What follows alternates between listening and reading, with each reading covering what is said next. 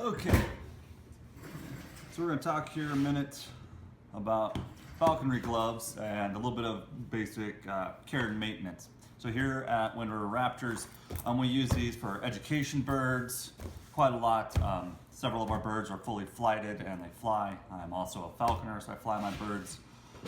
We're going to go over some of the basics and some of the differences. This right here, my favorite glove, worn and tattered, beaten, one of my most prized possessions. In order to make sure that you have a glove that lasts you a good long time, you got to take regular maintenance to it. If you don't do any maintenance, you get a season generally out of the glove if you're flying even halfway hard. And I like to get a couple of seasons out of them and then retire a glove to the wall.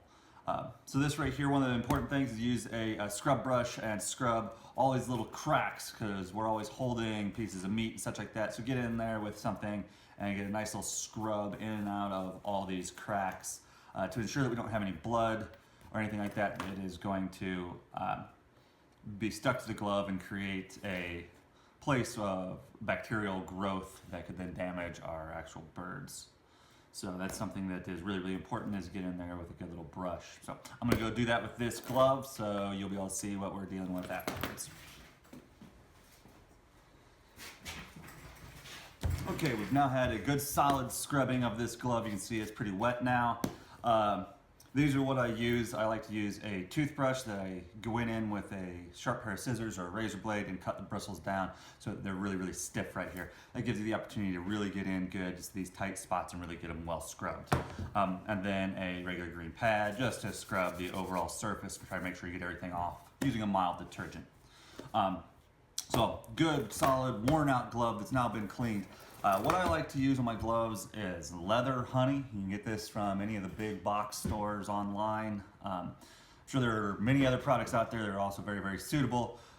This one, the big things are we're non-toxic and we don't leave a real oily residue for our gloves to gather more bacteria, sand, dirt, such like that from our birds.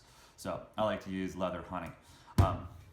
So good, solid, worn out glove needs regular maintenance. I try to do this probably twice during my year, probably midwinter, midsummer kind of a deal. And then we go to a brand new glove. This is a little bit different ball game. This is a huge, ginormous eagle glove. I got this one right here from Mike's Falconry. These are custom built eagle gauntlets. You see they're 18 inches long. This glove right here is so big, there's so little dexterity in it. So whenever we get one of these in that's new, you can even see I've had an eagle on it a few times, but we like to oil this up, try to give it a little bit of flexibility so I can at least take the jesses and feed them in between my fingers. So once again, we'll just go ahead, we'll apply honey leather to make this a little bit softer, a little bit more supple. Whenever you're doing this, of course, dealing with eagles, you don't want to make anything so soft, so supple that you end up with a talon driven clear through a glove. This is important in my opinion at Wind River Raptors. We use eagle gauntlets on our left hand rather than welding style gloves. We had an eagle get out away from a handler while I was scrubbing feet, and I took a talon clear through the hand, nice little black spot there from a big bald eagle. This wound is probably 3 months old. So I like to use gauntlets myself, true eagle gauntlets instead of welding style gloves. All right, so there they are. They're oiled up. The eagle gauntlet is definitely more supple. One of the important things to remember when you're doing this is, though I hit a light coat of oil up here on top, most people want to take their their conditioner and pour it all over this part of the glove, because it's the biggest part of the glove and it's a very, very stiff part of your gauntlet. Do remember the whole point of an eagle gauntlet is to keep 4-inch talons from being driven through your arm. So a light coating up here to ensure that the glove doesn't get cracked and such like that. Same up here over these fingers. Where you really want to spend your time is down here on these fingers. You can see there's actually less leather on these, so you can spend more time, and this is where you really get your dexterity. If you're working with eagles, you know you're losing the dexterity, at least out of these 2 fingers, if not these 3. So any dexterity that you have is going to just simply be here in these two fingers. So don't over condition this trying to make it soft. That's not the point. You don't want this to be soft. What we're looking for is a little bit more dexterity, specifically out of these two fingers. So when we have an eagle on the glove, we can take those jesses and wrap them through here and still be able to have a positive hold that we can really feel. You're working with an eagle, you know that this is just simply a perch. So a little bit on the eagle gauntlet.